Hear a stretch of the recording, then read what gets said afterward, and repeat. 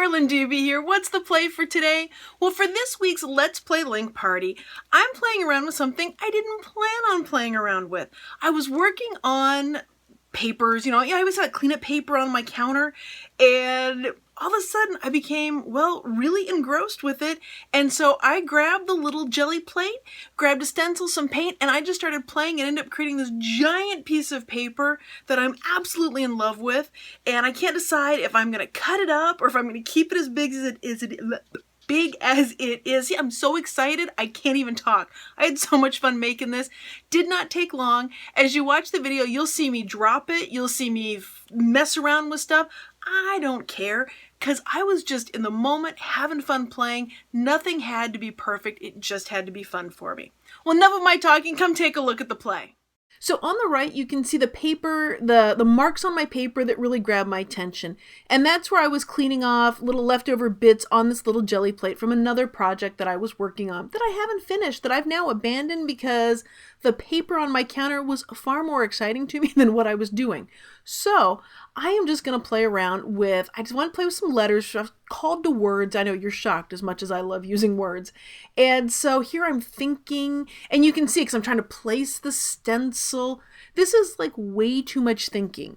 And I don't really enjoy that much thinking. So soon you're going to see where I absolutely quit thinking. So I've got that on there and I love that look, those little bits of letters peeking out. But that part where I just slapped the jelly plate down, that was where I had the most fun. And I've decided I'm kind of done with this thinking and planning part here. It's time to just let loose and have some fun playing. Now I've got a big stencil and a little jelly plate. And I gotta tell you, it doesn't matter because whatever size jelly plate, whatever size stencil, they always work together. And rather than trying to flip all this stuff around and do that kind of thing, I'm just going to use that little jelly plate, kind of like a painty ink pad. I'm going to move the stencil and just plop that jelly plate down because frankly, that was where I was having the most fun, is just kind of getting this big thwack of putting that jelly plate right down there on the paper.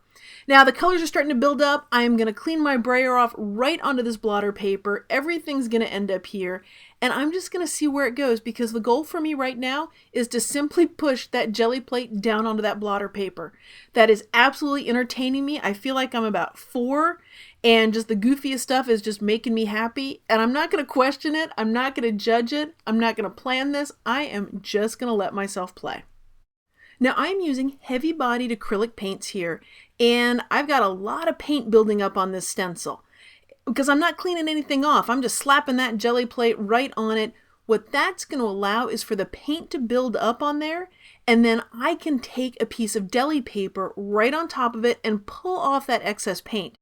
And that lets me clean off the stencil and get some awesome color and layers happening on a piece of deli paper. Now, as I'm doing this, you might have noticed a couple of times that it seems like that jelly plate is going flying out of my hand, that it's just flopping down in places.